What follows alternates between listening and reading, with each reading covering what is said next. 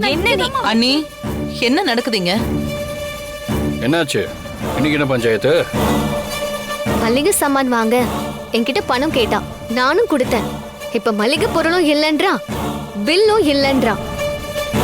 என்ன சக்தி இது? வர வர எல்லாத்துலயும் இவ்ளோ கவனக்குறைவா இருக்க. இப்பெல்லாம் நீ நீயாவே இல்ல, ஏதோ ஒரு தனி உலகத்துல வாழ்ந்துட்டு இருக்கிற மாதிரி இருக்க. இவர் வள வளன்னு பேசாம நான் கேட்கறதுக்கு மட்டும் பதில் சொல்லு. பொருள் வாங்கிட்டு வந்தியா இல்லையா? இல்லனா ஏதோ ஒரு ஞாபகத்துல அங்கேயே வச்சுட்டு வந்துட்டியா? இல்ல சார், நான் சத்தியமா வாங்கிட்டு தான் வந்தேன். எனக்கு நல்ல ஞாபகம் இருக்கு சார். நான் அந்த பைய கொண்டு வந்து இதோ கிச்சன்ல தான் வச்சேன்.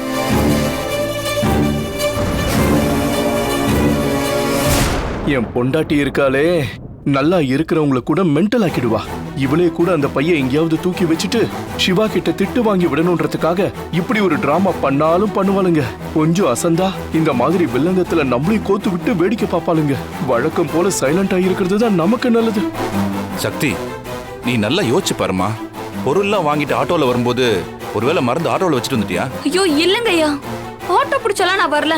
பொருள் எல்லாம் வாங்கிட்டு நடந்து தான் வந்தேன். சார் சார்,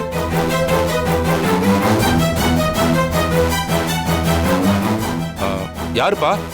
என்ன வேணும்? மளிகை சாமான் கொண்டு வந்திருக்கேன் சார்.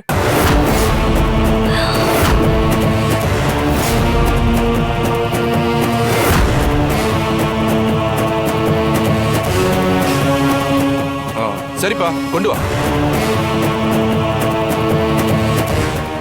சார், போனை பார்த்துக்கிட்டு பொருளெல்லாம் அங்கேயே விட்டுட்டு வந்துட்டாங்க. அதான் நானே கொண்டு வந்தேன் சார். சரி தம்பி, நீ வச்சுட்டு போ. சரிங்க சார், நான் வரேன்.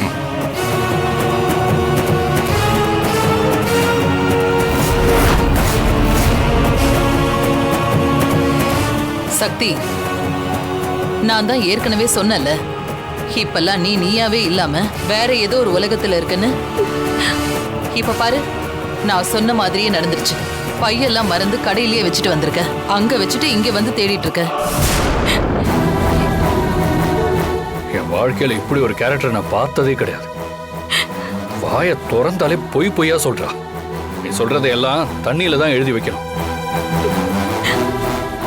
மார்க்கெட்டுக்கு போனோமா, பொருளை வாங்கினோமா, வீட்டுக்கு வந்தோமான்னு இருக்கணும். அதை விட்டுட்டு கவனத்தை எங்கேயோ வச்சுக்கிட்டு போனை பேசிக்கிட்டு இருந்தா இப்படிதான் நடக்கும்.